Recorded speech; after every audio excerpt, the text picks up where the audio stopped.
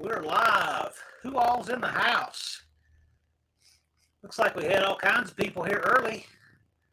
I see Dawn the One-Eyed Cat, Dan E. Boyd, Auto Salvage Outlaws. We have Unfinished Project here. By the way, Unfinished Project, that's his favorite comment is Dart Sport. Dodge Sport. Dart Sport. Dean Stevenson's here. My Aunt Nancy's here. She says it's cold here in Atlanta. She won't be there for much longer. Yeah. Come back up here. Let's see here. Irish Outlaw Garage is here. My mom is here. A lot of chatter here tonight. Colleen Tebow is here. Slant Daily Garage. 2 hacks. Dakota's Timeout. He says, no way am I going to miss this live. Well, you're here. You have not missed it. Dizzy Izzy is here. Bad Tree Productions. You like their logo there? It's got the AMC look to it. Isn't that sharp? NSB Customs. RC Industry. Slant Daily says my mic is messing up. I'm not sure why. I'm using the same mic I use every week.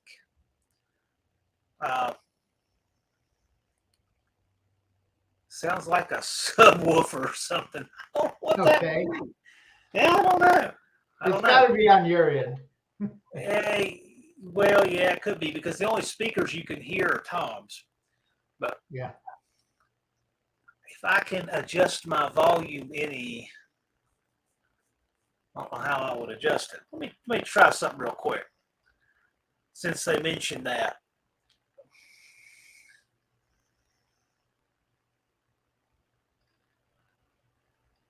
I'll bump my mic volume a little. All right. Is that better or worse, guys? I can hear you a little bit better. Okay. Jackie Abbott is here. Pure Pontiac, Street Fox 427. Rob's Rods and Streetcars, Mr. Polo, Sand Mountain Ballistics, Just Mopar Joe. If Joe hears it, it's not imaginary. Let's see here. All right. Big crowd. Poor Boys Garage. All right. Got a nice crowd here in the house. We got 42 in here already. Well, I want to introduce our guest. This is Tom Sarmento. Tom, amongst other things, was a mechanic for Warner Brothers and worked on the Dukes of Hazzard. I believe you worked on BJ and the Bear some too. You've done stunts. I know you've done a stunt in Fall Guy, I think. Yeah, on Fall Guy. Yeah. Yeah, and been in a few movies, produced one. So lots of cool stuff there. Also, you had a book. That's it. Wrote a book last year. I read this over Christmas. This was a good read. So we'll talk about it too, but thought I'd introduce my guest. And anyway, we're glad to have you tonight. I know there's a lot of Dukes fans watch this show, and I figure that's a lot of what they want to talk about, but you guys can ask any questions you like. What I think would be pretty neat is just tell them a little bit about what your background is. I think it'd be interesting to know. About my background? Yes. Well, okay. I started out back in the 60s, racing at Union Grove in Wisconsin, drag racing up there. And I took my auto shop class, at school, and it just kind of went from one stage to another. Because then in the Marine Corps, I was in a self-propelled artillery outfit where I was a mechanic and driver of a M109. It's a cannon, and it had a range of 21 miles. So I was always had to be out there when, to have it running so that the batteries didn't go dead. So, but that wasn't the best place to be, is sitting underneath that gun was just that little hatch over you. But anyway, when I got out of the Marine Corps, I went to work for Chrysler. A guy named Fred Jones. He's the one that hired me in '69, and so I got to see those new '69 Chargers just coming off the car carriers. So I worked there till '78, and then I went to work at Universal for BJ and the Bear, Quincy, and a couple other shows. I only worked at Universal for about 9 months. And then I went over to Warner Brothers to work on those beat up, mudslinging Dodge Chargers, and nobody wanted to work that show. So I was low seniority, so I was forced to take that show because I had Chrysler experience, which worked out good for me. It wasn't the easiest show to work on, but we made it happen. We had to figure out how to make those darn brakes lock up together. Everybody knows that on those Chryslers that the emergency brake system, well, the left side is a short side, and the right side, it goes all the way across the differential to the other side. So theoretically, they would not lock up together. But the stunt guys insisted that's what they wanted.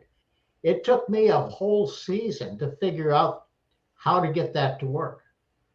But, we did find it. It made everybody happy. So it made their job a lot easier, being able to hook up like that.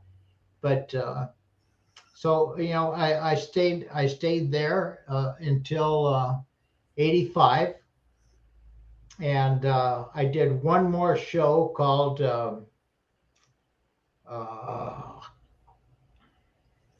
it was Ken Walls and Billy D. Williams. Oh, geez, I'll think of the name of the show. It was canceled after 6 months. It was, but after that show, I went and worked on. I got my Screen Actors Guild card on Fall Guy. Gary Baxley got me my Screen Actors Guild card. And then I worked in the stunt business for 10 years. And in the meantime, while we were doing shows on that, Corey Eubanks and Bob Eubanks and myself got together, and Corey wrote a script called Payback. It's not to be confused with the Payback that Mel Gibson was in. That Mel Gibson, had a budget. We only had $1 million. And, not to ruin some of the stories, but, the producers from, Dukes, they said it couldn't be done for any less than $3.2 million. Well, we didn't have $3.2 million. We had $1 million. And, but I told them, I said that I would invite them to the screening when we had it at the DGA theater. And, and they said, we'll be looking forward to it. And I says, you got your tickets, they'll be in the mail. And, that was really a big feather in our hat that we got that off. We called in a lot of favors. We used most of the people that weren't working on a show that was, working on Dukes. We used the camera people. We used every shortcut we could have. And, but we came in on time and on budget. And then, so then after that, after I got done with doing, I think the last show I did was Raven. And that was with Oh, he was on Fall Guy. My short-term memory really bad. He was there, and he played a private detective, and but that's another show that just went 6 episodes, and that was done. And so I decided I was going to move to North Carolina.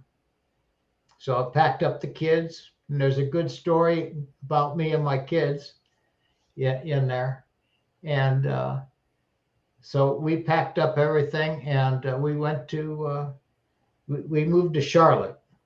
And I was a Snap-on tool dealer for 16, 17 years until 2009. And that's when I retired from everything, And so then we started doing, stunt shows for Ben and Alma Jones. And, on these stunt shows, we built these cars, and sometimes we did at least 4 or 5 different stunts. We'd always jump a General Lee, and we'd flip over some bad guys' cars and sheriff cars. So that kept me going, as far as in the mechanical end of it, and then hunting out for these cars, because we had no budget, with Alma, we were working on a shoestring, with her. So, but that's basically what I did. We got a question here from Unfinished Project. He's dying to know, how did you get the brakes to lock up at the same time? Okay. Yeah, that is a good question. And, I would not recommend you try it on a regular car that's driven on the street. We put new brake drums on it. We tried everything else. We tried metallic brakes. I reversed the shoes. I threw dirt and rocks and sand in there, and they still wouldn't lock up. So one night I was thinking, and I thought, what if we took some new drums and we just really scored it? I mean, scored it so that when you rub your fingers across them, it would want to tear off, your skin. And the guy at the machine shop, he goes, "You're not going to get 100 miles out of a set of these brake pads." And I said, "If I got 10 miles out of the set of brake pads, I'll be happy." Because, on the Dukes, we didn't drive a lot of miles, but we did a lot of scenes, and they're always on those things. So what they would do is they would lock up, but it would lack about 2 feet from locking up perfect. So what I would do is I'd have the guy go in and push down on the emergency brake kind of lightly, and I'd put a cable connector in there, adjuster, and I would adjust it up on that one side so that it was actually, the car would be turning the drum, and the drum would be trying to be locking up at the same time. So that's why they wouldn't live very long. But it worked, and the guys were happy. Every morning when they come by, I'd air up their tires. Boom! They'd hit the emergency brakes in front of my truck. They'd look in the rear view mirror, and if it didn't have a rear view mirror, they'd just look over their shoulder and see where it locked up. If it didn't, they brought it back around. I'd crawl under the car and readjust them up. These are the things most people never think about with that show. But these are the things make it happen. This was a tough show. The Chrysler, they couldn't have picked a better car than that. I mean, it had the hideaway headlights, had torsion bars, it had leaf springs in the back. I mean, a torque flight transmission, 383s and 440s, mostly. But those go into other stories. You read the book. I did. Probably, I mean, and I can tell you guys, this was a fun read. Okay, it is not Shakespeare. It is not meant to be. This is a compilation of stories over the career of Tom Sarmento. It goes from your Navy service to working at the dealership, to working for Warner Brothers and producing a movie and doing stunts in some movies like the Maniac Cop franchise. This is a good compilation of stories, and it's fun. I read this over several evenings over Christmas time. It was great. Fun book. I recommend it. I enjoy it. And you know what we got in there? We got about 150 pictures in the book, and they're black and white pictures. And the book is, you know, it's a 7x10, and it's a hard copy book. And you know, we needed to keep the price on the thing down, so I sell the signed copy of the book for $35, and it's in the States for shipping in the continental United States, $6, you know, for shipping. But I thought it was a pretty good read. We made the print a little bit so us older guys wouldn't have to have a magnifying glass out, you know. There's all kinds of good original pictures that you didn't see on Dukes of Hazzard. Yes, and that's one of my pictures that I actually took on the set. Imagine being 90% of those pictures in the book I took on the set. Imagine watching that one live. That was Teddy Barber and Lance Turner on that. That was our most dangerous stunt we ever did. There are a lot of great pictures in here that you just won't see anywhere else. Yeah, and that's Corey Eubanks up there in the top left. That's the car after it come down. And Corey, you know, we were at the Music City Motorplex in Nashville, and Corey hit that ramp probably 95 miles an hour. He was 32 feet in the air, and he went 202 feet. And this was just a small paved track. But, you know, he got it up to that speed. He was actually going too fast, you know, but it was a nice jump. There's also a frequently asked questions in here, which is handy. All of those questions people ask. This is a good book, and it's got lots of pictures in it. It also has lots of original stories. I enjoyed it a lot. So for what it's worth, I enjoyed it. And there's Tom's email is below if you'd like a copy for yourself. You know, it was a fun. You know what? It wasn't really fun writing. It took us about 4 years, you know. And the thing of it is I would travel out to out west, out in Utah, Arizona, you know, New Mexico, Idaho, and I would ride out there with Marty in his car for, you know, 4 weeks at a time, and I'd be telling Duke stories. And he says, we need to write a book. And then he says, no, he says, you need to write a book. So anyway, he had a script for me. And I go, Marty, that sounded just like what I would have said, you know, in there. He goes, well, Tom, I was recording you for those 4 years. And he says, that's why you had all the stories. So I had to furnish the front part of it, and then I did the ending, you know. So some ways that Muscle Car Mitch has a good question here. He's referring to the wheel standing General Lee. He says, the building. That was Rich Septon's car, and in the back here, I think there's a poster that Rich signed to me. I tried to keep my job with the cars on the set, you know, and, you know, Rich, he was a great guy, and we were friends for a long time. Our kids went to grade school together, and Rich was stuck between stock and Top Fuel.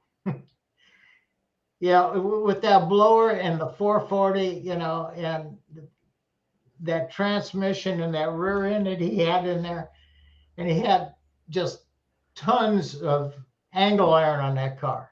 The way to go would have been is he should have bought one of those fiberglass funny car bodies and use that.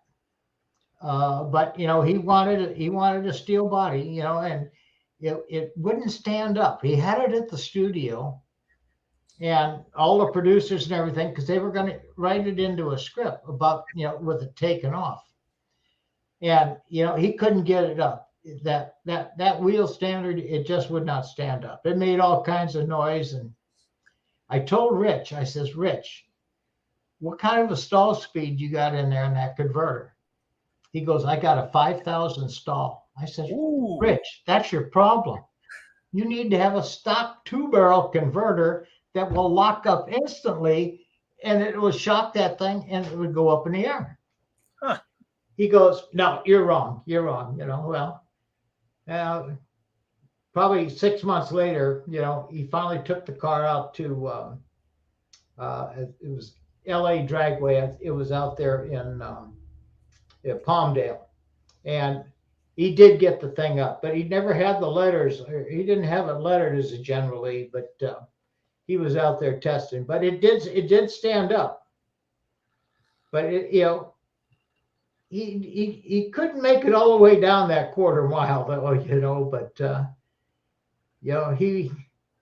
he was a tough worker. I'll tell you that. I was looking for a picture of it. I've seen there is a picture of it standing up in the book. It'd be towards the rear.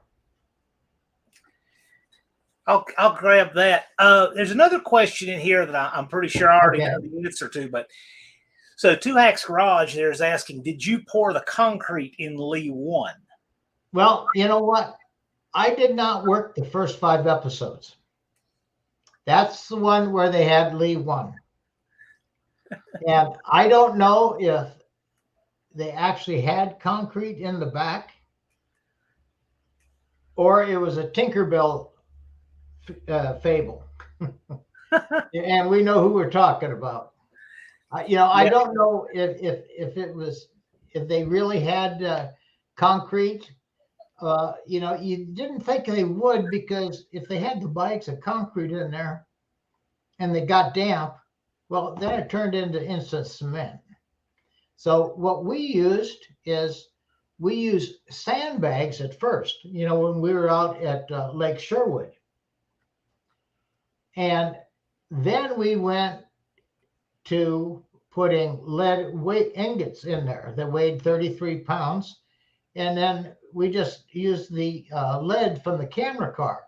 Now, the camera car that had all that lead. They had about 1,000 pounds because they'd have the cameras hanging off to the side and everything else like that, so it wouldn't tip over. So that's where we took our lead. And I know somebody's going to say, well, how many pounds did we use? Well, we usually used about 300 to 500 pounds in that trunk.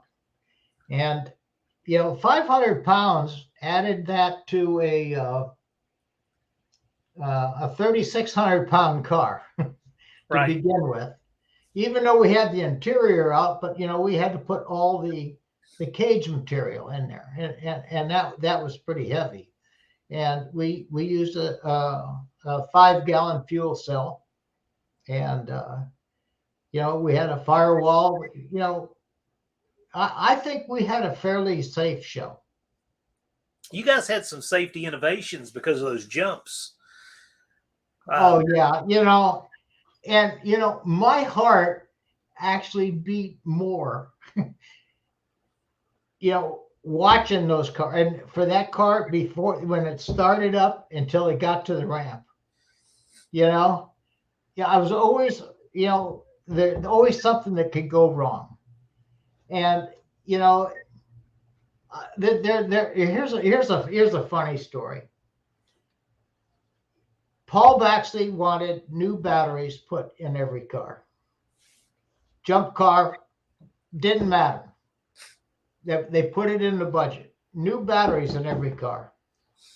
So I get a car out there. It starts up and everything. So we were having problems with the batteries staying in the hold down, because those hold downs, those trays are all rotted out, and there was no replacement parts for this stuff. And and we use bungee cords, but sometimes they would go in there and they'd flop across where the belts were, and battery acid all over the place. So AJ came up with the idea. He goes, "Hey, we got all these tire irons. We'll just take a tire iron and we'll just cut it off and we'll weld it across the battery." Great. We got new batteries in there. Well, we're out there and the car started and we brought it up there. We pushed it back to where we were going to start it from. And then we go to start it, and click, click, click, click. And then I hear this, "Tommy Sarmento, get up there and bring a battery for that car. They're supposed to have all new batteries." Well, the battery that they put in it was a new battery, but it had been jumped. Well, when that thing comes down, that knocks all those plates in that battery loose. So, you're going to have, it's going to short out eventually. Yeah. And there it is. I open up that hood after I uncabled the hood, and lo and behold, here's a tire iron welded across there. How in the hell am I supposed to get that tire iron on? So I tell the drivers, I says, "Get me a hacksaw and a couple blades," and that was going to be quicker than getting my Ziz wheel and my truck down there and, with my dry nitrogen bottles. And so we were out there, and Paul Baxley, he was so I said, "Paul, that was a new battery. It had to be a defective new battery." And he looked at it, and the battery looked like it was new. So I escaped. Yeah. And by the way, for those of you who don't know, when he says the nitrogen tanks, that was how you ran your air tools out in the field. Yes, I used dry nitrogen bottles, and then I'd run the rate down to about 120 pounds, and I'd have 100 feet of air hose just in case I had to go down into a ditch or something to get a car or cut something out of a car. So when you would see, for those in the chat, when you would see those episodes of Dukes of Hazzard from season 2 onward, actually the last half of season 1 onward, there were all kinds of crazy places they had to be on that set. Yeah. So you had to get in all kinds of places. That's the thing. This wasn't like a studio set for an interior shot somewhere. You guys were out. No, because see, the second unit, I say, the first unit, that's where it had all the cameras and they had the sound. That was all the actors and they had all the talking. What we did on the second unit is we did all the driving. We did all the stunts. We worked 5 days on the second unit and 6 days on the first unit. So that gave me 1 day, a prep day, to get the new ND cars and get a new set of General Lees, find out which car, how many cars I was going to need to be caged, and so on. And then somebody wrote in here, about Waylon Jennings. Yes. And he did the voiceovers. I met him on, it was season 6. He did all those shows, and he was never invited on that show until about the 3rd or 4th to the last show. And, he came out there with his 2 bodyguards and stuff like that. And he was passing around. He had about 5 Whaling 1985 tour hats. They're black hats with his emblem on it. He had 5 of those. I got one, and the stunt guys got some of them. I was probably the only one that saved that hat. And then there was a guy named Todd Russo in Massachusetts. He beat me up until I finally sold him that hat. I did not want to sell him that hat, and Alma wanted to put it in the museum, but Todd spoke up. He wanted that hat, so he's the one that's got that hat. Alma is Ben Jones' wife. Ben Jones played Cooter Davenport on the Dukes of Hazzard. Yes. Yes. But you are the real life Cooter Davenport, because he played the mechanic for the show. You were the mechanic for the show. We were in Sperryville in 2002, and he gets me up on stage and introduced me to the people, the fans out there, and he goes, "This is the real Cooter." He says, "I probably can't even go in there and open up that hood." And Ben was probably right, but he's learned a lot in the last few years, But he's doing very well. He's had problems with his knees and back, and but I saw him at Tom Wopat's Christmas show. Yeah. You were there. That's right. And I don't know if you saw Ben up there. I did. You did, and he's got his beard off.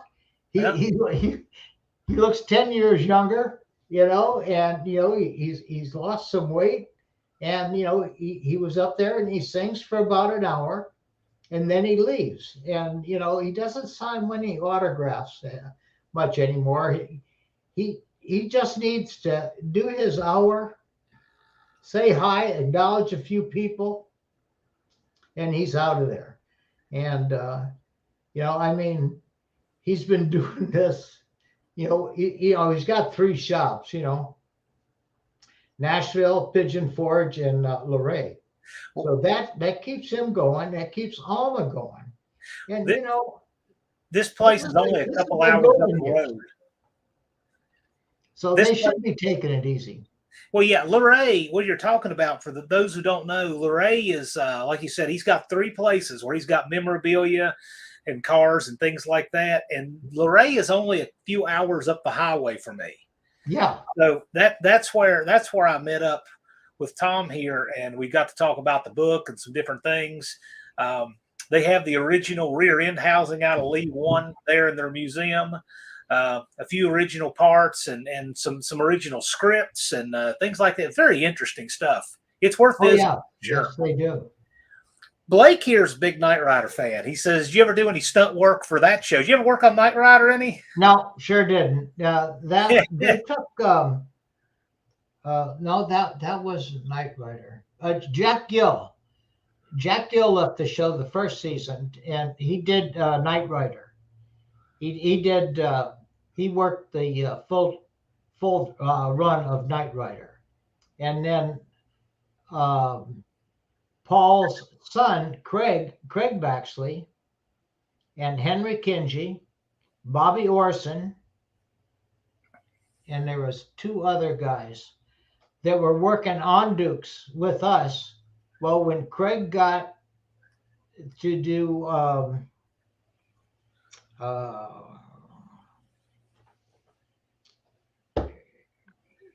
the A-Team. So when he got to do the A-Team, Paul sent enough good stunt guys that would make Craig look good, because you can't be around and everybody, and then when they left, that's when we got Corey Eubanks and Russell Soberg.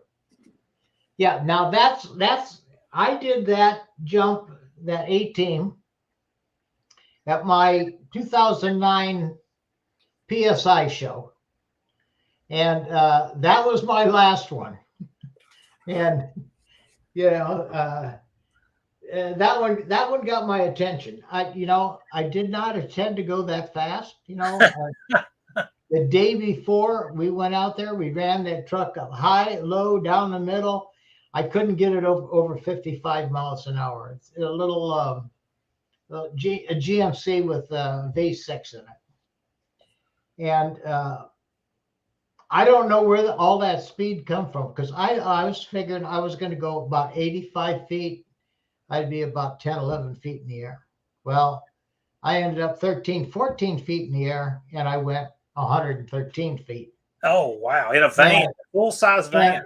And, Russell told me, he goes, "Tommy, why don't you use the bungee, the jump vest?" And I says, "Russell, I'm not going to go very far. It's 102 degrees out here." I says, I just want to get in this thing here and get the jump over, and then we're done for the day. And but boy, that thing come down, and my body weight, it actually crushed that pedestal, because that seat, it was a piece of foam on a metal pedestal, and it had two steel sides. It stood up about a foot, but it bent that down. It made a dent in the floor, and yeah, it got my attention good. I suspect unfinished project here. I suspect he's been reading your book, because he's very cryptic like that. So his question is, where's Kathy? Yeah, and how many Chargers? And this one here, yes, the police cars were better to jump than the Chargers. One, it was a bigger car, and it was a newer car. Those Chargers, or those police cars, were 77s and 78 Dodge Monicos, and they were all highway patrol cars. That would be only a couple years old. They had 364 barrels, and they had 444 barrels on them. They had front and rear sway bars. They had engine oil cooler, a transmission cooler, a power steering cooler, and there's 4 different transmission. They had all these coolers. They had that big 100 amp alternator on that thing to charge that thing, and they were just a lot newer cars. Thank God we got those Chargers. They were all bought in California. Some of these people say, well, no, my uncle's friend said that he sold Warner Brothers 50 of those cars from Ohio.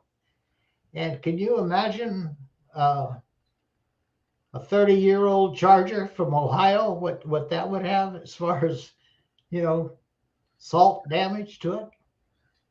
That would have been just a terrible car. Dizzy Izzy says that he's met Catherine Box. Asking how was the rest of the cast? Well, Kathy is a sweetheart. That cast, that cast has been together for over 40 years. And everybody likes each other. John Schneider said that, when he did Smallsville, I think that was it. They did 10 seasons. When that show ended, there was no reunions. There was no nothing. Nobody stayed in contact with everybody. On Dukes, it went 5 seasons for, Tom and John, and 6 seasons for everybody else. But everybody stayed together, and the fans, that's just amazing that it's still going. It's but it's fun. It is fun, and I don't get tired of talking to people, answering the same question over and over. I've got all these pictures that I lay out on my table, and I tell people that they're from the show. I says, pick out any picture and I'll tell you a story. And but it's the cast is just there we go. That me, yeah, that's Corey, that's Sally, let's see, Sally, Corey, and I forgot who's in there. I can't see it, but I know Corey and Sally are in there, and I think Al Wyatt is in there too. Let me reset this mic. Sometimes I get caught when I try to do a close up like that. Sometimes it blurs a little. I got to give it a second here. Okay. Yeah. Refocus. That's okay. Nobody needs to see me anyway. Lone Dart 68 is asking, what brought you to North Carolina? Well, You know, I just got tired of the rat race in California.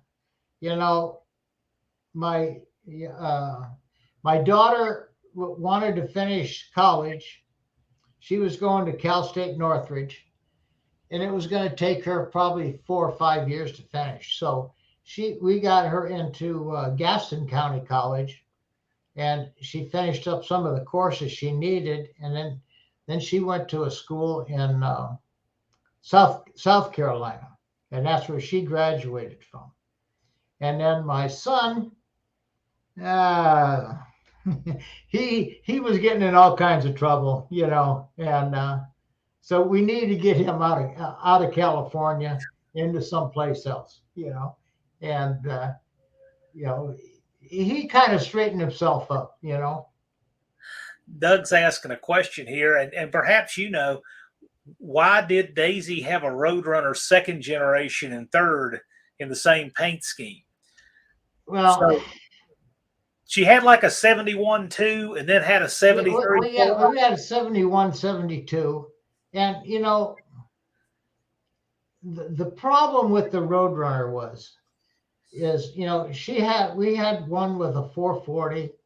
We had one with a 400, and we had one with a 318. And it was so hard to get parts for. People don't realize, you know, back in the 70s, they didn't have any of these decal kits, you know, so they would have to get tape out, and they'd have to cut them when we damaged them. And, you know, they didn't run well, you know, and the best thing they could have done is got that Jeep. Now, when they first got the Jeep, they had the doors on it. They had the top off, but they had the doors on the car. Then they took them off. But then the fans got to see Daisy's legs. They got to see her getting in the car and out of the car, you know, with her nylons and her Daisy Dukes on. So and the Jeeps were brand new.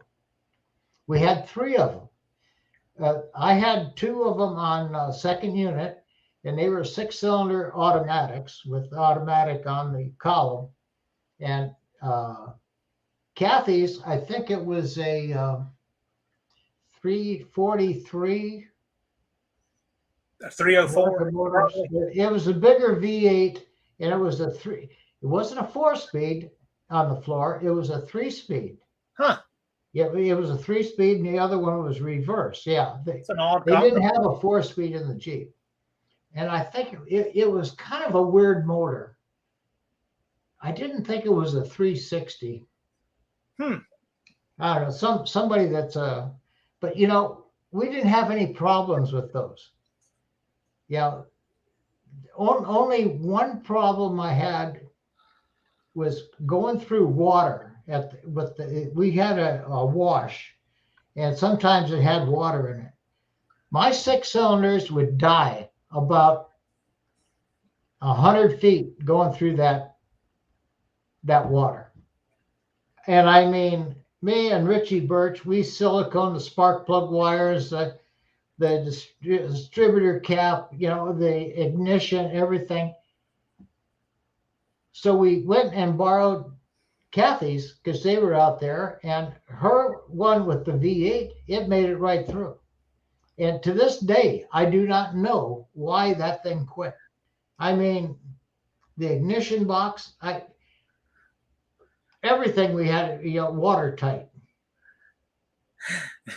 So Blake here is asking, how do I become a stunt driver, and is 36 too old? Yes, way too old. Way too. That's time to retire if you're smart. You've made your money and retire. Now, and nepotism is the best way to get in. You need to know somebody. You're telling like it is. Corey Eubanks, his dad was Bob Eubanks. Well, Bob Eubanks knew the producer on Dukes of Hazzard, Paul Picard. So that's how Corey got in. Corey was 18. He never drove a stunt car before.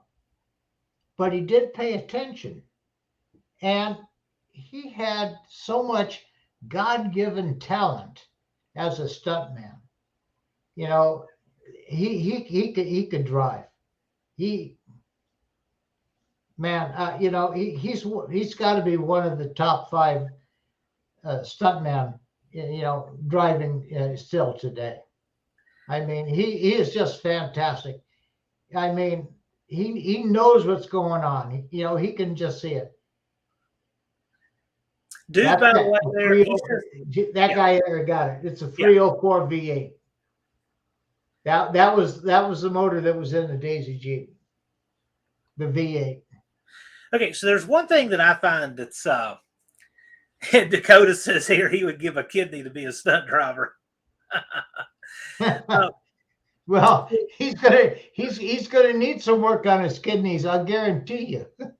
Because once those belts got you in there so tight, your kidneys do take a beating in that. But 36 is way too.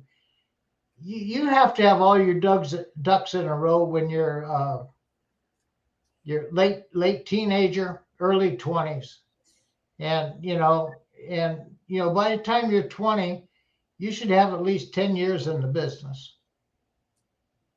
But the problem is if you don't know somebody, there's nobody willing to take a chance on you. I am looking for a picture of something because it's something that I'm interested in. And again, I'm telling you that the pictures are really cool and they're original.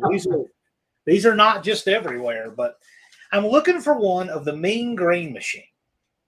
You're looking for which one? The Mean Green Machine. Oh yeah, that's in there. I know there's one somewhere in here, but the significance of that is yes, and I think it's near the end. Let's put the story to rest. That was made out of all metal.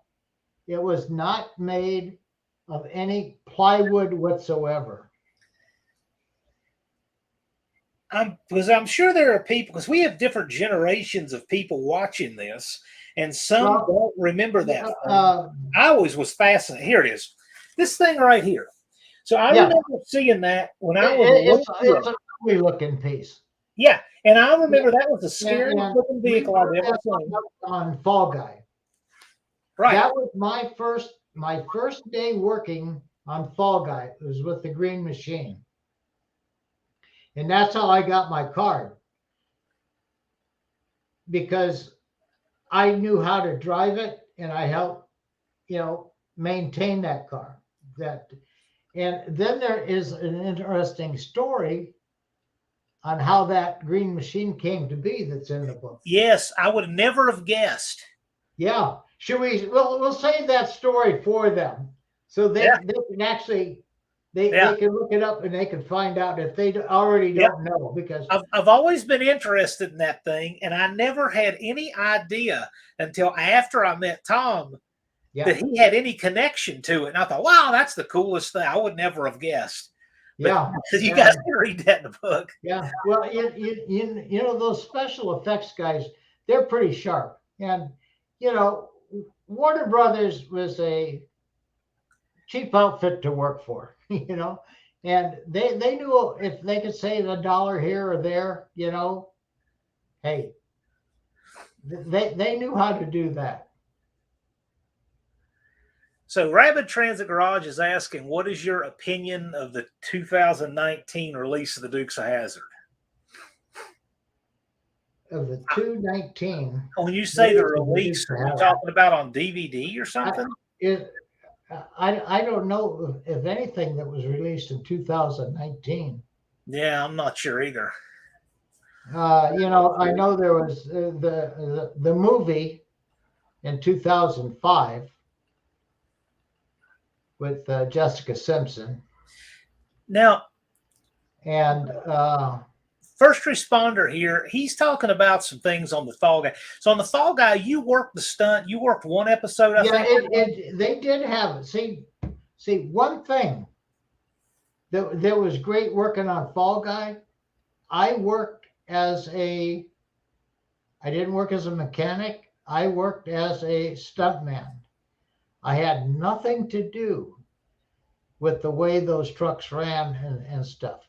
But yes, they did have one, and I know that we jumped it, and it didn't fare very well. But somebody is put that thing back together.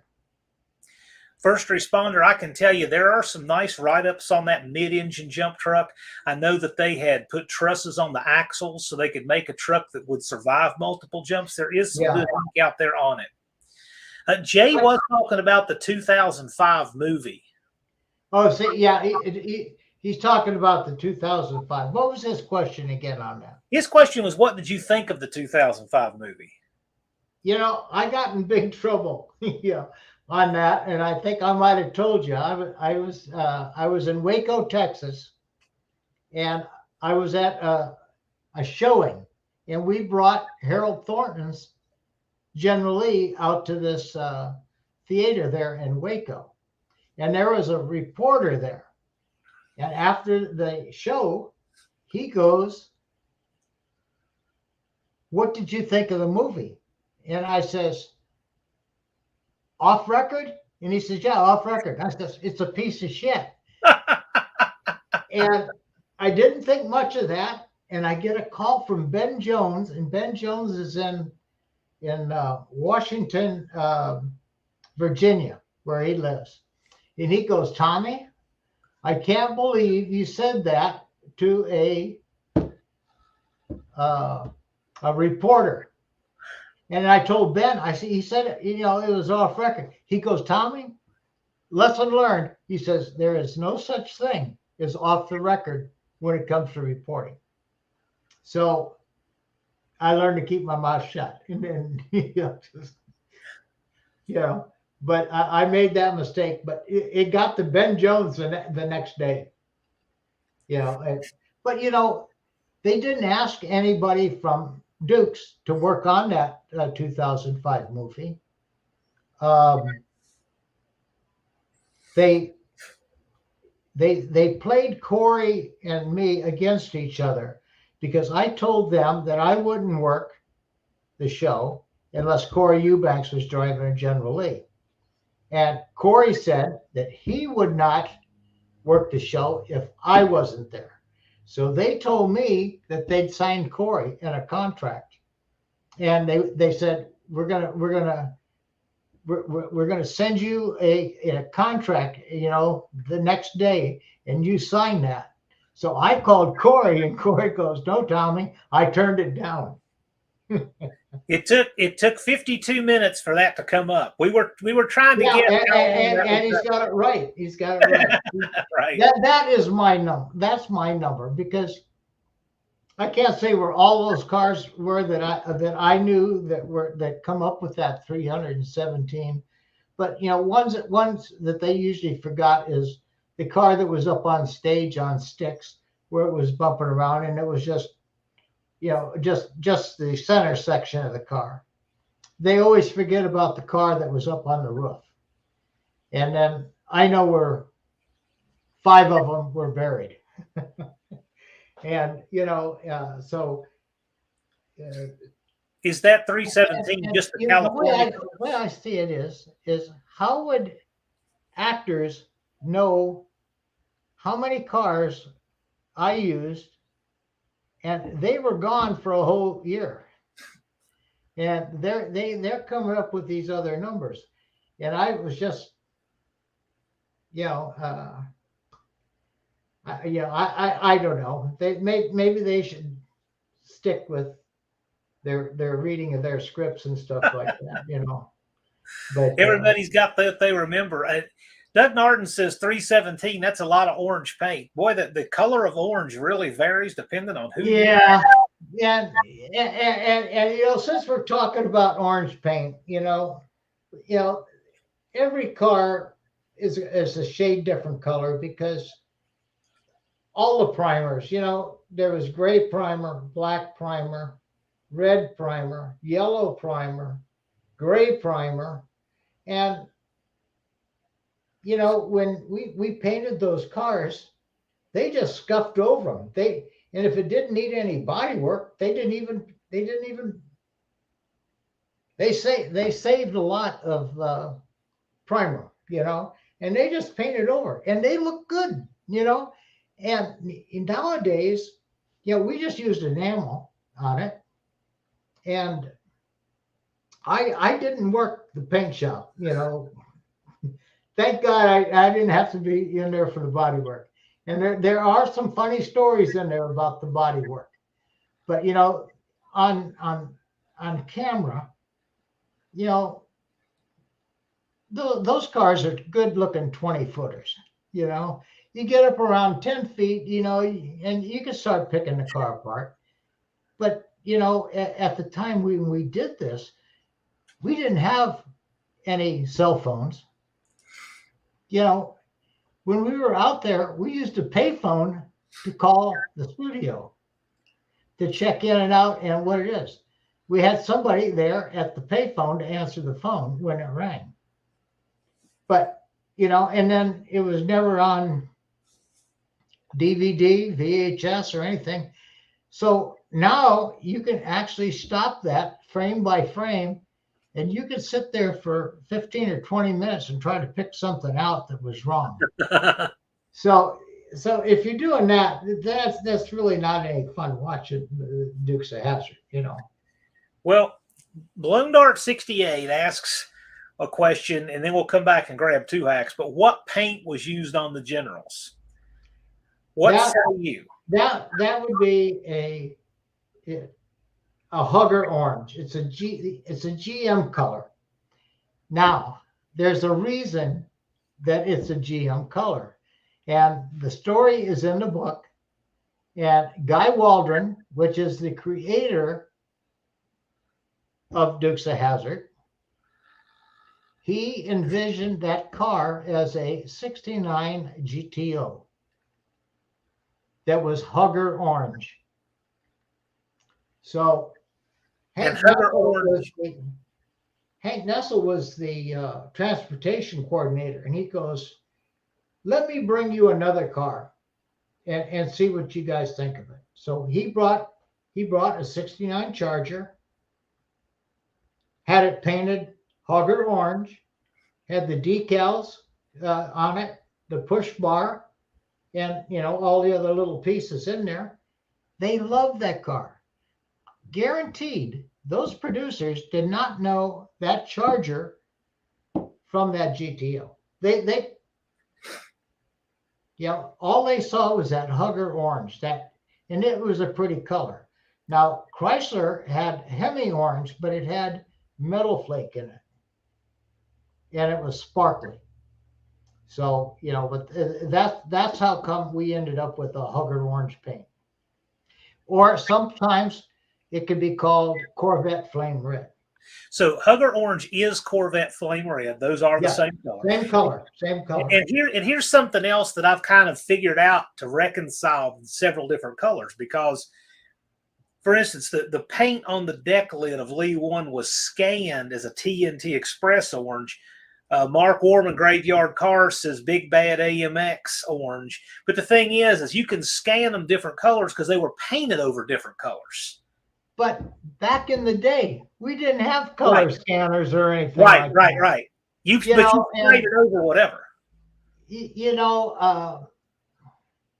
So that would be a gray area, and look at all these different stage paints that they got and all the clear coats and stuff. Our cars did not shine. We never took a washcloth to any of our cars. They got hosed off and they drip dried because the windows didn't go up on most of them. So they would fill up with water, they would drain out, and you're ready to go the next day. But in the Cadillac, that thing, thank God I had at least a week ahead of time. Usually 2 weeks I knew before we're using that, because those Cadillacs, they had no frame on the convertible top at all. They just had the cover on it. So when I go out there, those buckets, that you had to step into, it was about 6 inches deep in water. Ah, So I would take a hammer and a punch and go around and punch holes through the floor, and they would just drip dry. But and another thing that people may not know is all the cars, every car that we used on Dukes of Hazzard, stunt cars, every car, whether it was an ND car, a nondescript car, Jesse pickup, Cadillac, Daisy Jeep, they all had tube tires. Every one of them. And that was especially on the Cadillac. That Cadillac would just peel right off the wheel. The bead would come right off the wheel. And then on the General Lees, when I first got out there, they weren't tubed, and they had rocks in the beads, from the road. And so when I went out there, that first day I went out there, it was like a nightmare. It was a foggy, damp day. You couldn't hardly see anything. All we could see was the lights to Billy's catering truck. And so they took me over, and they said, well, there's your cars. And I looked at them. There was flat tires. There was not one of them that started on its own. You had to jump start it. And there was no water in the radiators. There was no oil in the cars. I mean, it was a nightmare. That took me probably 5 or 6 episodes. I mean, they didn't even have any gas in these cars. I'm assuming back then you could still buy the Vector wheels they had. The better what? I'm assuming back then you could still buy the Vector wheels that they used. Yeah. Yeah. And we got ours. I believe those wheels that those Vectors, I think we bought them from Mickey Thompson. Okay. And wasn't it Alan White that liked to have was it 15s on the back and 14s on the front? He 14s on the front and 15s on the back, and he would not give you a reason. It was just the way that car would handle for him, and his car had to be a 440. Yeah. Now Corey and Russell, John Cade, they prefer the 383s. That 440 could get away from you, with that horsepower. Right. Because those horsepowers, they're around 370 horsepower. So, and 383s were 335. Mm-hmm. And, Corey, he preferred the 383. I mean, did they pay $1,000 for any of them? Because I thought 500 was the number on all of those. Well, we paid a couple. We bought a couple RTs for $1,000. We bought 2 or 3 RTs for $1,000. But and there was really no 4-speed cars, no pause attractions, no Hemis, no 6-pack cars. But did you know that is the only motor that was not available? What was the only motor not available in a Dodge Charger, 68, 69 Dodge Charger? The only thing not available, you could get a 225, very rare. Yeah, you could could you get a 318, or were they all 270? Yeah, you can get a 318 2-barrel. Okay, I've never seen one of those in a 340. There was 2 6-cylinders you could get. The one there was a 198 to 225. Yeah, right.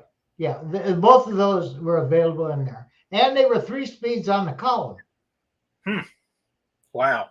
Yeah, and what Chrysler did is to get them out there, they discounted those cars with those 6 cylinders and a 3-speed on the column to the people that worked for Chrysler, so that car would be seen going up and down the road. So But smoke. there was one motor that never came in that Charger. Now, this is something interesting that I would have never thought was real until I heard it from a few sources and then read it in your book. Smoke Ridge Garage asks, did they use nitrous on the small block cars? Yes, we did. We used a single stage. And the motor that Charger never came with, it never came with a 446 pack. Yeah. Yeah, that was the only motor. It came with Hemi 2.4 barrels. Yeah. And, it didn't have a 360s because they didn't have 340s, because those were 1970 motors. Now, but yeah, we did use nitrous, a single stage. Well, Dean, the 400 didn't come out until 71, and the 170 was discontinued, I think, at 68 or 9. I'm not sure. But Dakota says he wants to build one. He wants to build a replica. How wide are wheels and tires? What tire size? So what were the wheel and tire sizes? They were either 14 by 7s, 15 by 7s, and 15 by 8s. You could actually go all the way up to a 10, but we didn't have any of those.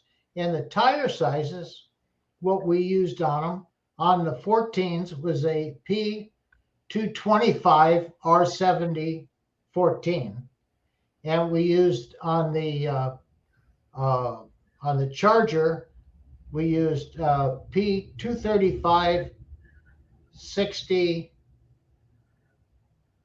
15s, front and rear. And we use the same ones on the sheriff car, the 15s. We used the biggest tire we could get at the time. No, Dan, I don't believe any 69 Chargers had 340s. No, And none of them were slant sixes. Well, there was probably, I've actually seen at a car show, 3 or 4, slant sixes, and it is unbelievable. And to see it, a clutch and a 3-speed on the column. Now there was one manual transmission general. What's that? There was one manual transmission generally. There was, but I won't admit. I did finally admit to it in the book. Right. But that was it was a 413 with a 4-speed in it. And John K jumped that over the train on Oxnard. And I brought another car out there to jump, with a full cage in it with a 440, and it was an automatic. So I said, John, I've got to lose this car. And, I says, so I had he started off in 3rd gear, and we had plenty of run, and he could have went up to 105 miles an hour, before, but he hit that right around 85, 90. And he went 186 feet, I believe. Wow. 6% Recycled wants to know, what setup did you use on the Charger in the episode with the Jeep Bandits to lift it? What's a Jeep Bandit? That's an episode, the Jeep Bandits. I guess there was an episode with Jeep Bandits. Not recalling that. But you did something to lift the Charger.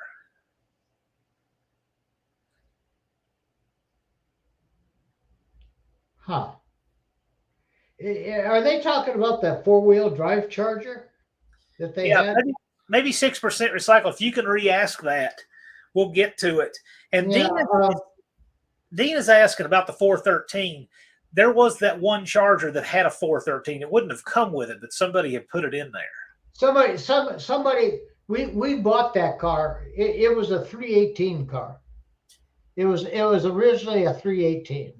And somebody put it in. It was either, I believe it was a 65 or a 66, 413 with the standard transmission, and it had a pistol grip in it. Now, I know that it didn't come with that pistol grip, back in the early 60s. Boy, somebody over here has done their homework. Yes, all those carburetors on 440, 383, 318s that we jumped with, we changed them to a 4-barrel, and all the police cars, 360s and 440s, we used it. The Holly carburetor was a 9776, and then the spread bore that replaced the thermoquads was a 9777. But that carburetor is discontinued now. That carburetor there is still available. We paid $85 a piece for those carburetors. And I ordered 25 of them from Big A Auto Parts before I got the okay to use them, so that we could go ahead and Mickey Mouse the linkage together, because what made that carburetor it's a throttle response carburetor. It starts running out of CFM around 90, 95 miles an hour. But for us, it had no choke plate on it whatsoever. It had no power valve in it, and it had mechanical secondaries. And it was just all throughout. When those guys got out there and they got that new car, they could put it all the way down the floor and spin those tires, And the reason that they always look like it was a posit traction is because it's on gravel, and the one rear wheel would grab on one side, then it would be so fast that they would both spin. So that's why it looked like a posit traction when it's there. But posit tractions, that was a no-no. You couldn't control it. So Auto Salvage Outlaws is asking what the longest jump was. He says in town in front of the building. I believe the longest jump was over the train, the 237-foot jump. There you go. Al Wyatt did that, 237 feet. Yeah. Cannot imagine that landing, but that's a great jump. You can see it. That was done in Oxnard, California, I believe. Yeah. And when he came down, they had a 10-ton truck parked way down the street. They weren't expecting him to go that far. He stuffed that hood right underneath that 10-ton truck, the back of it. And there's a picture of it in the book. Gary Baxley and Al Wyatt are looking at it, and it isn't a very clear picture, but I put it in there anyway. And then there's another picture of Gary when he turned the police car. The police car flips over when it goes over the train, and for the other one, and I got pictures of that. But the longest one, and Corey is the closest one that's come there. He went 202 feet, but that was at Nashville. Wow. Yeah. That's over 200 feet is a long way. Yeah. And so the guys decided that maybe Tommy could start putting nitrous on the big block cars. Well, Paul Baxley, he told me that if he saw that I put a nitrous on a big block car, he was going to fire me and the stuntman that wanted to have that on the car. So, Smoke Range Garage is. When Paul says we're going back to jumping 130 feet, no more than 150 feet, he says, we're not out here to do any kind of records. We're out here to do a job, and we don't want to hurt anybody. But Al Wyatt, he's got flip-flops on. He's got a pair of shorts. He's got knee pads, a 5-point, neck brace, and a helmet. Yeah. And and his 5-point harness. I No mean, wonder he no played. jump vests were even invented, back then. Oh man. But yeah, just flip flops. Smoke Rich Garage says he's heard something say that a General Lee was repurposed for the Forever Young movie. I'm not familiar with that. Are you? Yes, it was. It was. It was. If you look in it, it didn't have a headliner in it, and there was. It was one, and it was First Unit's car. Yeah, they kept one of them, and I think it was either WGL 2 or 3, and they still have it at the studio.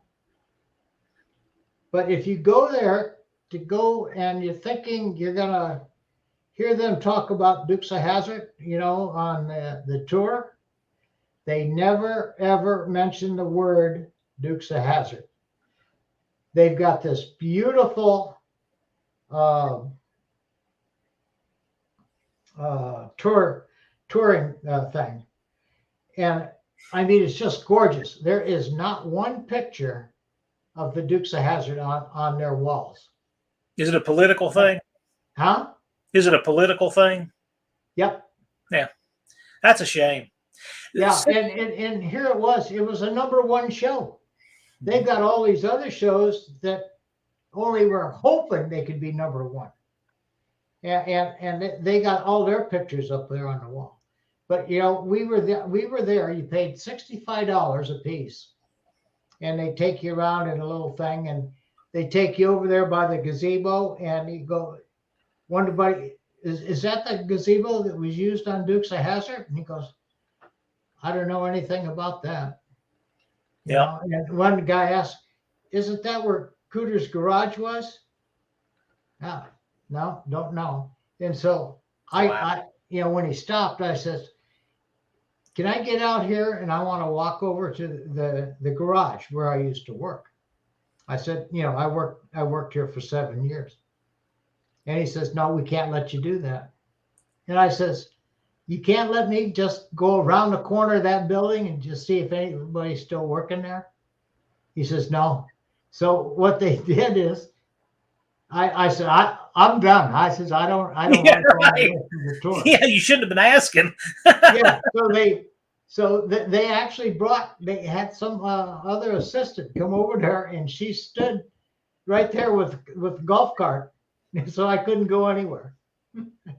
And then they gave me a ride back there. But Huh. yeah, they spent millions of dollars on this thing. I mean, the lighting in there is unbelievable. I mean, it's fantastic. They got all these gift shops from all these different shows, except for Dukes of Hazzard. So what I'm telling everybody is if you want to go to the tour, go on the tour, but don't expect to see anything or hear anything about Dukes of Hazzard. That's a shame. It is a shame. 6% Recycle. He clarified his question a little bit. It was an early episode with a group of female robbers that used 3 Jeeps, and the Charger was lifted to fit off-road tires to chase them.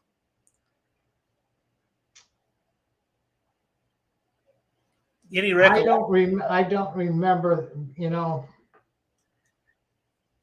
Charger was lifted. Oh, that's when it was supposed to be that 4-wheel drive. All they did is just put a big set of truck tires on that time. On the Charger.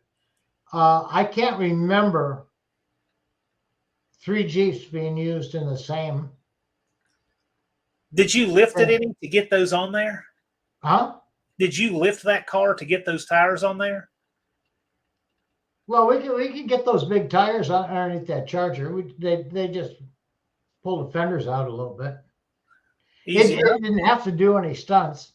It just drove down there. Matter of fact, it wasn't even anything to do with second unit. I saw the car, at the San Fernando shop, what they did, but I never saw it drive or anything like that. Here's a good question. Did you ever do any work on Huey Hogg's VW convertible? Yeah, Al Wyatt, Al Wyatt could break everything, and he would break the clutch cable, and it had to go through the tunnel to the carburetor and your transmission linkage. There was a cable that it went from the pedal all the way to the back, and he'd break that thing, and you'd have to thread that thing through there. I was so glad when we didn't have to use that convertible anymore. And the convertible that we had, they just took a regular Volkswagen and cut the top off of it, and they put a boot on it. That's interesting. I would never have thought that about Boss's convertible Cadillac or that VW, but that's just what they did. I guess they don't have a lot of rain out there. I mean, they would have some. Well, they probably gave $300-400 for those Cadillacs. Right. Now they had 472s on it. They had a big dual feed Holly on it. So you always had to put spark plugs in the thing. It would wash those things out. But all the interior, they were black. None of them were a triple white. And I believe somebody was telling me the first unit on the Cadillac, with the top was up in one episode, it was a black top. It wasn't white. Would not have expected that. Yeah. The unfinished project here, he's flexing, talking about the horseshoe on the ramp. But who actually put the horseshoe on the ramp? It wasn't Al Wyatt. It isn't Al Wyatt that did that. That was A.J. Thrasher. He was the special effects man. And what he would do is on the jump ramps, the turnover ramps, he had his own horseshoes. He was a farrier back in the day. And he had buckets of, horseshoes that he'd replace on these horses. So he would put, if it was a 3-section jump ramp, he would have a horseshoe on each section of the jump ramp. And he'd have it on the pipe ramps. And so what he did is he sent me, I think, 20 horseshoes, his horseshoes. And so when we put our ramps together for our stunt shows, for like Ben and Alma and everything, and Corey's turnover ramp, we used all of AJ's horseshoes. And here's another thing. AJ used to chew tobacco. And if you're talking to AJ, you had to be at least an arm's distance away. Because if you were standing up to him belly to belly, he'd be dripping down across his belly, and the chewing tobacco would be going on your shoe. And he would take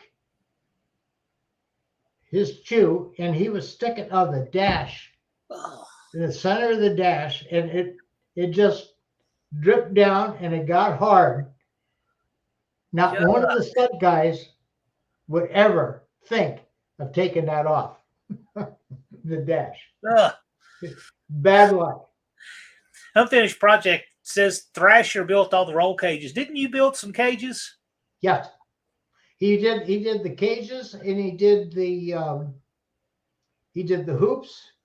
He did the push bars. And he would be out there on the set, like when they the one where they had the double decker, the sheriff cars stuck on top of each other. He was out there that day because he hooked it up so that when it hit that tree limb, that yanked that car off. So what he did is he put a piece of tire and cabled it around it so that the cable wouldn't snap. But it yanked it off, so. Yeah, he would be out there every now and then. Now, one thing that I'm going to, anytime there's a lull in the questions, that gives me an opportunity to ask one that I want to ask. And that is, you at one time held 2 different records in Super Stock. Yes, I did. I had a 70 Cuda that ran Super Stock I-automatic, and I had a 71 Cuda with fresh air on it, and that run Super Stock H automatic. So 1 year I used it as a 70, set the record, and then I used it, to set the other record, an H automatic. So that was a quarter mile drag strip, and we used to race the circuit, all over the place.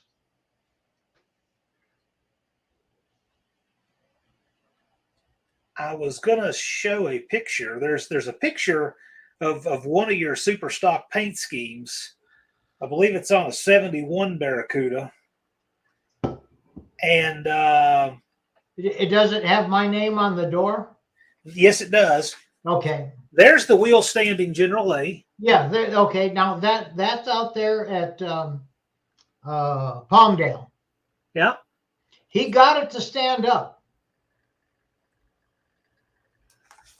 But guess what? Guess what converter he put in there?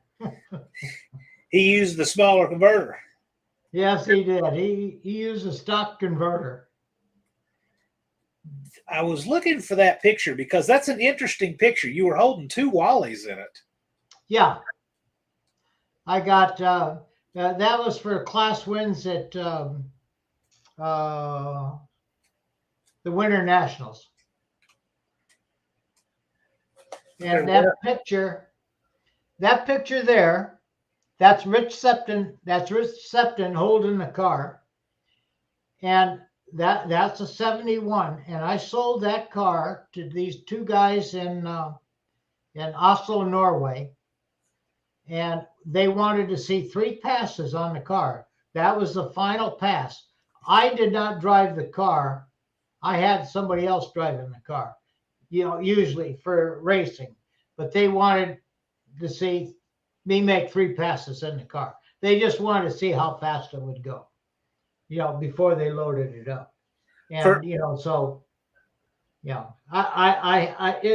was a fun day. They paid me cash. I sold that car for $5,000.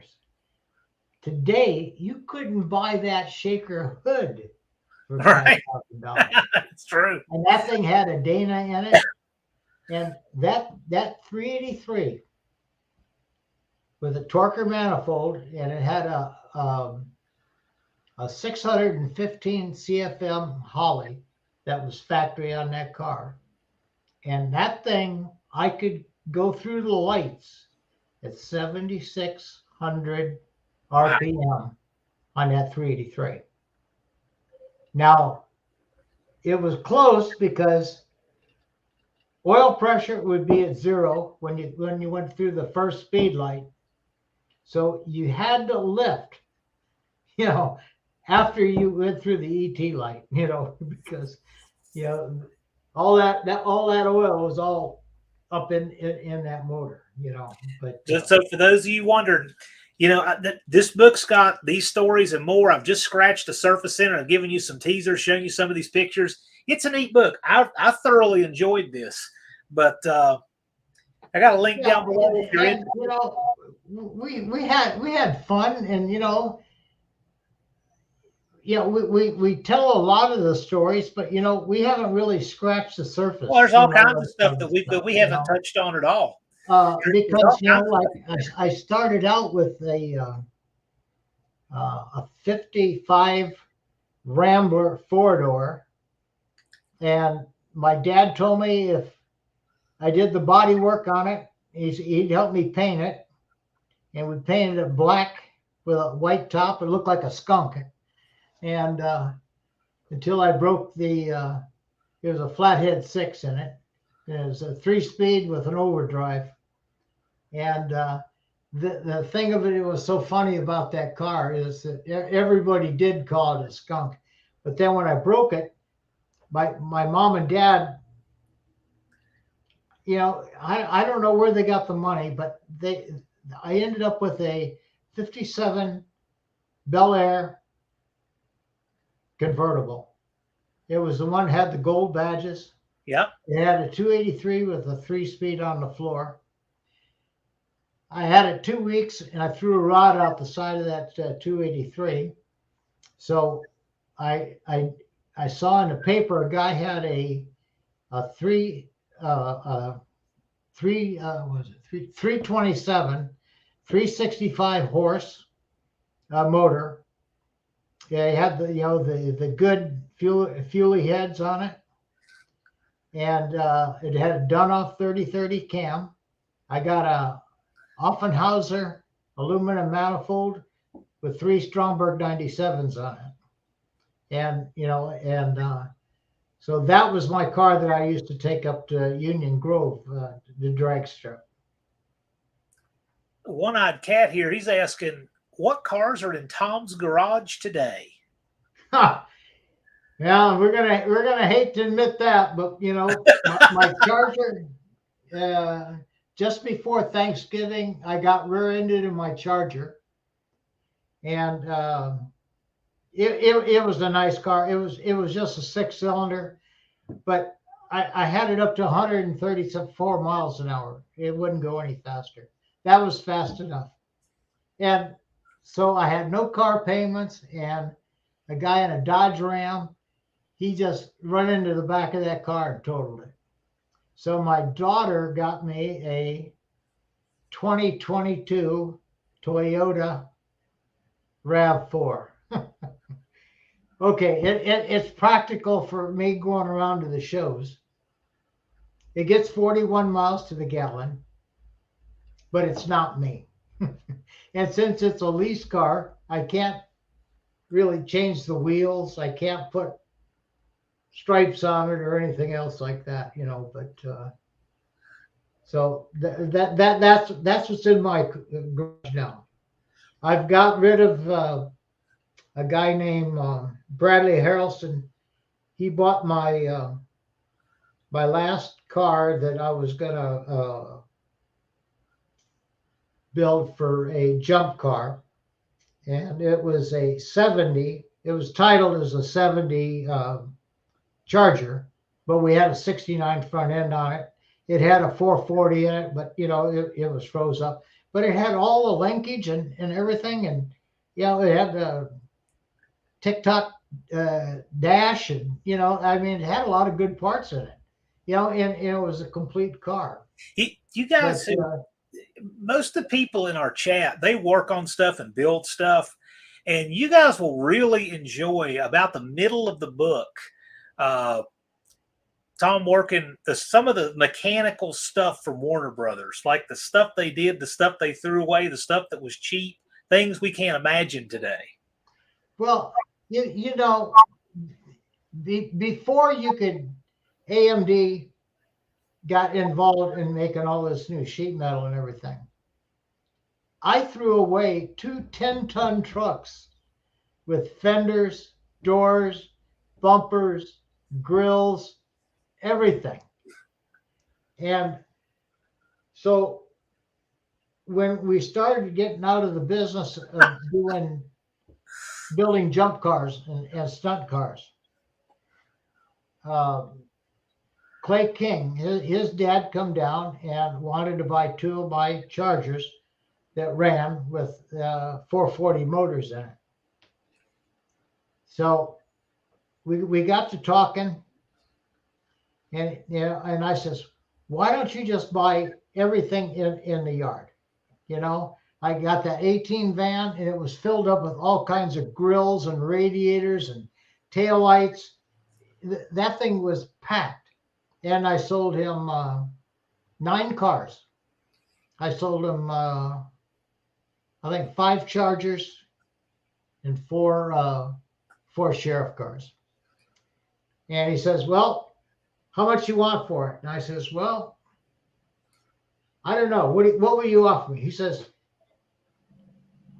I'm going to reach in my pocket and I've got money in there. And he says, I'll tell you how much it is. You can either say yes or no. And I said, yes, So we loaded up we made 3 trips with my car carrier. I had a 3-car carrier. Huh. And so he bought everything. And then he come over to my house about 3 months later, and I had 42 Vector wheels on my deck. Wow. And I had a from the car that Corey jumped, or one of the cars that the Baxleys jumped. Anyway, so I sold him the the hood, the roof, and 1 door, and all those wheels. And we came up. He goes, well, I brought money down, and he says, if you think that's the right amount. And I said, well, I'd like to got a little bit more on those wheels. He says, that's the deal. So I sold him everything, that I cleaned out my garage, and sometimes I wished I had it, but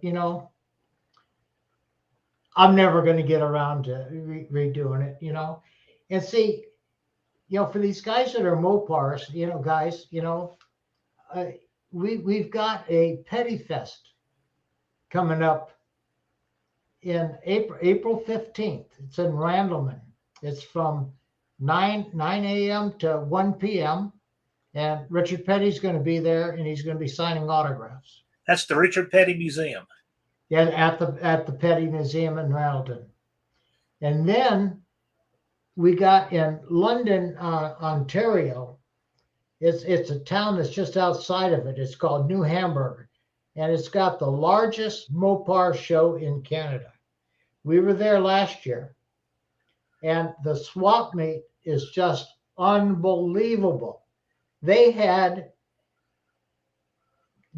actually opened it into an overflow area that they had, because they didn't want to turn anybody away.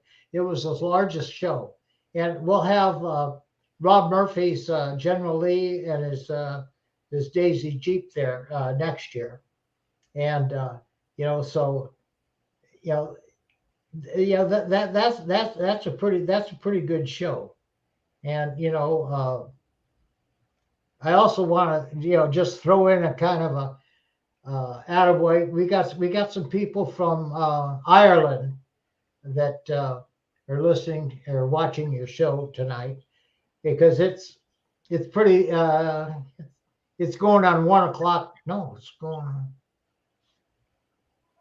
on 3 o'clock in the morning there. Yeah, I was gonna say it's about 5 hours difference. And the Fagans, and it's Nicky Fagan's it's his birthday today, so I want to wish him a happy birthday. Glad to have you on.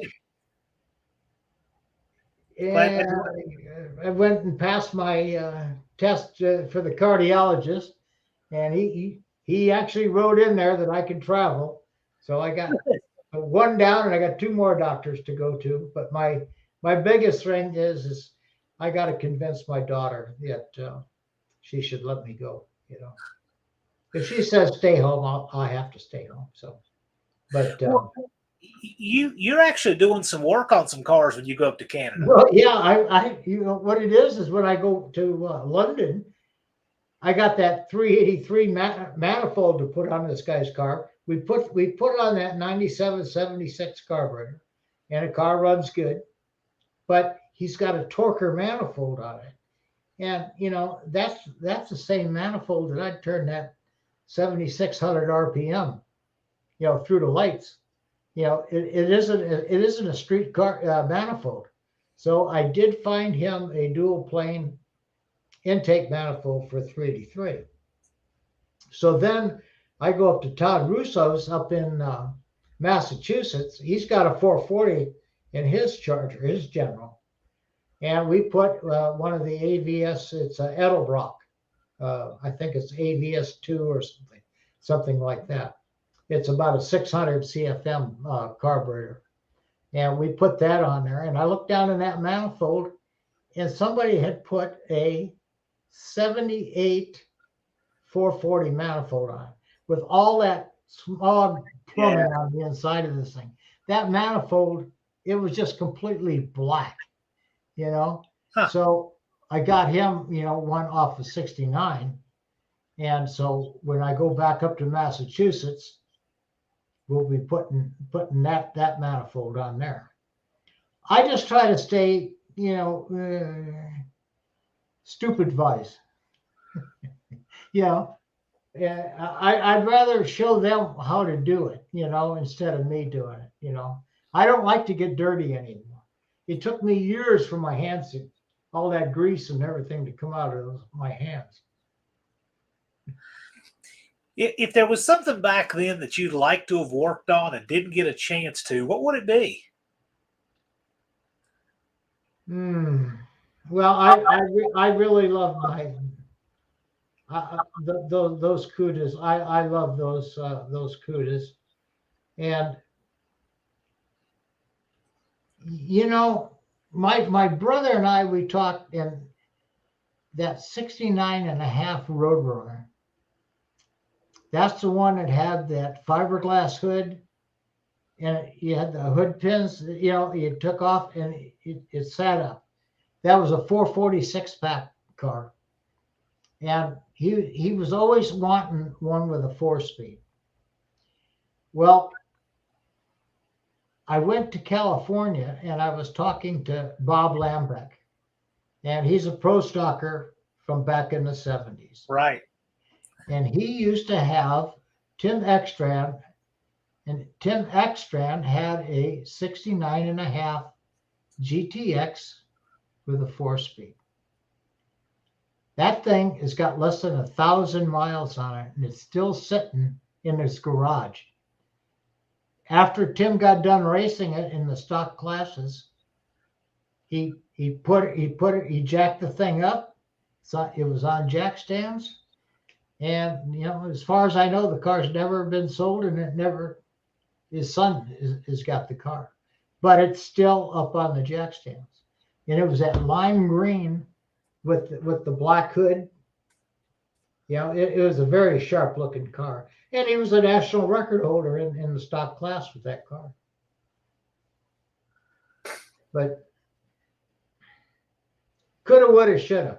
And you know, and then even back in the day when I was in the Marine Corps, I had a 62 Dodge Ugly. It was a 62 Dodge Polara 500. It had a 361 in it. I put headers on it. I made this weird air cleaner that went up to the firewall, and we cut out the firewall. And there's pictures of that in the book too. And so I started racing in Orange County in 1966, just after it was built. And that's when John Force was racing out there, and he couldn't make a field of 8 cars. Yeah, nobody had heard of John Force then. Yeah, and you know, but I mean, you know, he stayed at it, you know, and you know, nobody's got as many championships as he does, you know, and you know, he's the funniest guy to listen to, you know. I mean, he gets so excited when he talks, and you know. But he is a piece of work because he lived right there in Yorba Linda, you know, at the time when he was racing out there. But you know, I was even there when Don Gartlett's dragster broke in two and it cut his toes off. Wow. Yeah. So you know. And you know, when I sold my Cuda, I filled the trunk up full of all the trophies. I had trophies from, the only ones I kept was the Wallies. I had AHRA, NHRA trophies. From Orange County, Lyons, Irwindale, San Fernando, all these shacks that are all gone. Now that's what's worth some money now is them. And they were dust collectors, so. Well, there is one other thing I'd like to touch on, and that was your military service. That what? Your military service. Oh yeah. Well, I did get out. I left the Marine Corps as a sergeant. I'm E5. I made Sergeant E6 January 1st, but I got out October 1st. And they thought I was going to, stay in for another 6 years. And I just couldn't do it. I might have thought about it now, but I went in when I was 17. I got out when I was 21. And but we got such a bad rap being over in Vietnam. And here's a funny story. Sonny Schroyer, he got a copy of my book and was reading it. Yeah. He was on page 17. And he goes, Tommy, I've known you since 1980. And he says, I did not know that you were in the Marines. And I said, yeah, I was. And he says, you were over in Vietnam when you were 18 years old. And I says, yeah, I was. He says, why didn't you tell anybody? I said, Sonny, we weren't proud of it, when we came back. And I says, I didn't tell anybody until about 2015 that I'd, been in the service or anything like that. When we came home, they told us to burn our uniforms. It was a different time. Yeah, different time. At least these guys here are getting, a fair shake. I mean, when I travel, I have to travel assistance. I can't walk the distance at the airport with luggage and stuff. So I have to get in a wheelchair. But I put on my hat, my Vietnam hat, and, a lot of people, they'll stop and, thank you for your service. Especially, I fly out American, and usually the pilots and the stewardesses, they treat me pretty good, But different time, different world. It's definitely a different world. Anything else that you got on the short list of things you want to do? I know you say you're going to be at Richard Petty's shindig there in April, and you're I'm going to be there. We're going to have Steve Barker's General Lee there. We'll have one General Lee there for sure. Brenda Walls is putting that on for Richard, and he's how old did you say Richard was? He'll be 86 sometime this year. Yeah, and I mean the man is. I don't see how he does it. He never ages. No, he doesn't. But he, and he's a good guy, and and you say you never met him. I've never met Richard Petty. Well, I will see to it that you get to meet Richard Petty. If I can make that, because it's only a few hours south for me.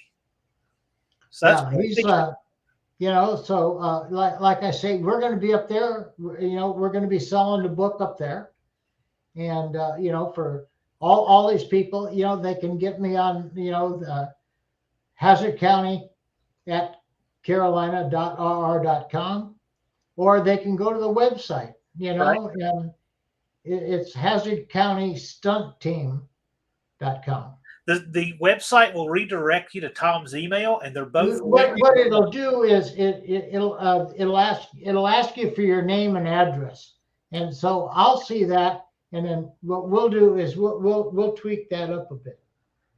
But I think it's an interesting book. For $35, $6 for shipping. you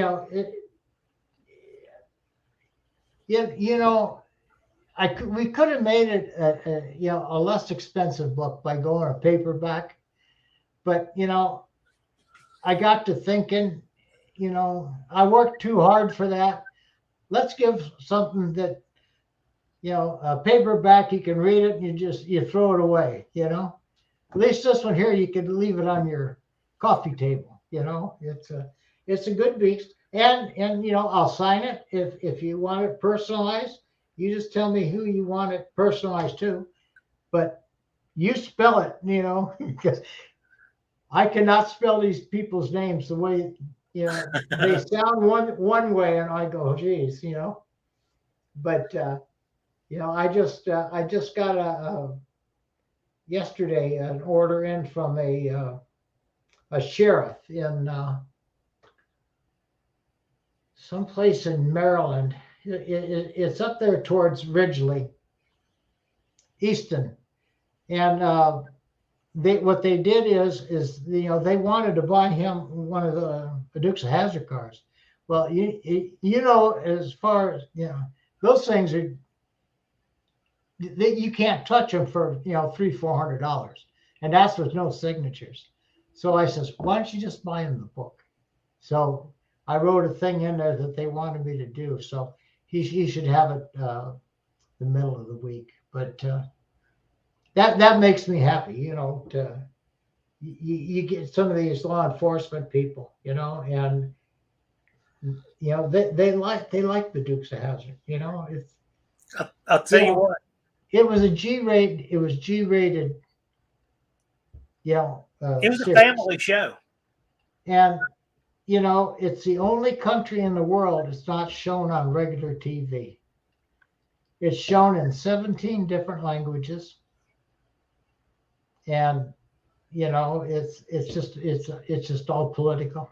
It's not shown on our TV, but it is shown on TV in other countries. Yes, all the other countries.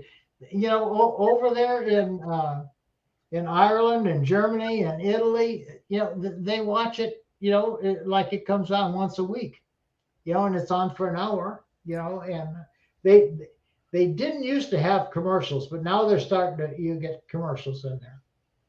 But it was a no-brainer, I mean, you could just relax, Middle America is what made that show number one. It wasn't California, New York, Chicago, Detroit, any of those the other big cities. It was it was the good old boys.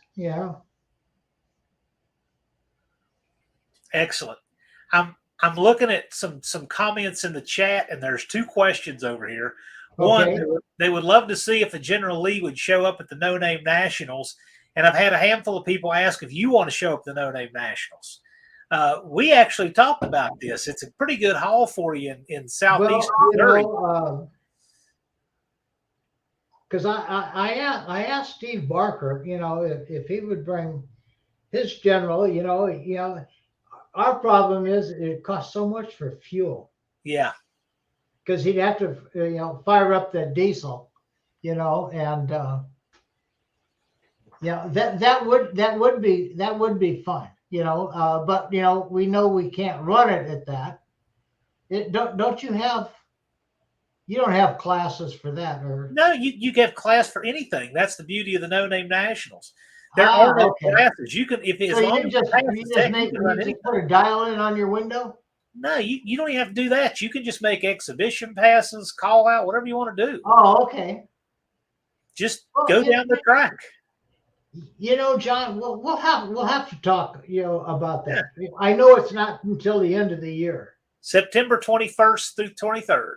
September 21st through 23rd. I'll send you the flyer. Okay. I'm just going to look on my September what? 21st through the 23rd. It's Thursday, Friday, and Saturday. Oh, okay. I have No Name Nationals down there. Yep. So what it is I'm not accepting any shows for that. And so, because see, we'd have to go to Charlotte And then we pick up him, Steve. He's off of, he's in Seneca. He's almost in Georgia. Cement Surfer would be interested in chipping in for fuel. Here's the guy says, I'll donate to the fuel fund to see me. So where's that guy from? Blake just wants to race you. Oh, somebody just said something about a Dodge Dart. Yes. Well, Blake has a Dart. He has what's that Blake, a 68 Dart with a 400? I'll call you out. I have a little A-body Dodge Dart. My friend that's going to be up at Petty's, he's a Dart man from 68, 69, 70. And he's got these it's these new Hemis. He's built one of those in a transmission, and I think he wants to stick that in there in his Dart. So, but he's an A-body man, that the Dudsters. Lee here has a Dart with a Lenco transmission in it. Someone day Dart. Yeah, he has a Dart with a Lenco in it. Unfinished Project's favorite comment is Dart Sport because I have a Dart Sport. Well, they're good cars, and that 383 Dart that they had, that was a wicked little piece. I think I can get a 383 to outrun a 440. It comes up close, they catch in on the top end with those cubic inches. But does anybody have anything else they'd like to ask? We're getting close on our time, and we're going to wrap on time. If you guys have any last questions, go ahead and ask. One thing I'll put in real quick. Here at 10 o'clock Eastern, Two Hacks Garage is live on his channel. He's doing trivia tonight. Also, if you have not yet seen the short movie, a short film on Just Mopar Joe's channel, that's really interesting. I thoroughly enjoyed it. He put that out today, earlier this afternoon. Joe did a little movie with his Coronet getaway car, as he calls it, that he painted. We've got some interesting stuff coming up. I'm going to be at Greensboro for Performance Expo put on by the Shriners with Dallas on the 17th. And I'll be at the Indy Swap Meet on Friday, March 3rd, and then live that night with John Cope. But that's just the upcoming thing here. Let's see if we got any more questions. If some of these guys want, how far was it jump over the Snake River? Are you talking about the Styx River? Are you talking on Dukes? I think that's what he's talking about, that jump that was in the opening credits. Okay, that was Gary Baxley. We didn't measure at that time, but it was very close to 200 feet. Yeah, but that was a Styx, or I think they spelled S-T-I-X-X. Do you have anything else that you'd like to plug, Tom? Well, you know what? Maybe if some of these guys were to kick in a few bucks or something for fuel, maybe we could make that No Name Nationals. But that's Friday, Saturday, and Sunday, correct? It's Thursday, Friday, Saturday. Thursday, Friday, Saturday. That's right. So we'll talk about it. Thursday morning. It would be Thursday, and Thursday is a day where we have tech inspection open. We have a cruise to dinner at 6 o'clock. We got some fun stuff planned on Thursday, but if there's any day that so we need a room for Thursday night, Thursday, Friday, and Saturday nights. Yeah, if you wanted to stay for all 3 days, yeah. Yeah, okay. But it's a blast. It is a blast. Well, hey, you never know what happens. Yeah, we can talk about it. Well, that's something definitely to kick around. We've got Cement Surfer saying that he'll kick in. We got a super chat from Bad Tree here. He says that's for Tom, so I'll get that to you, Tom. Well, tell him to buy my book first, and then we'll talk about it. There you go. If you're interested in Tom's book, the link is below. 2022, The Man Behind the General. You can email Tom, get a copy of this. I have read it. I did enjoy it. I can tell you that. And with that, we're at our time. It's flown by this evening. It's been a fun live.